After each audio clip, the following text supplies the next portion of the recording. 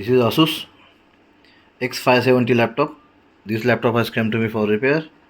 See, we connect DC power supply, and when we power on DC power supply, this taken 0.001 amp and unable to powered.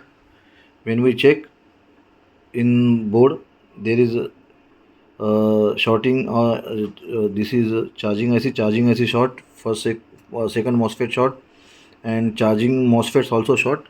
See here, lots of component shorting in this laptop.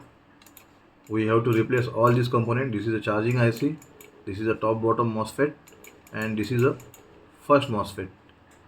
All components shorted to the ground, and one resistor 100 ohms 10 ohms also short. Let's change all components and check what happened. Yes, we replace all components. See, this all components is shorted to the ground.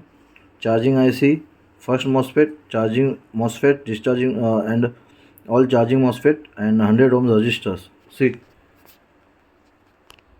all components is replaced now. Now we connect DC power supply. We on DC power supply. Power is on.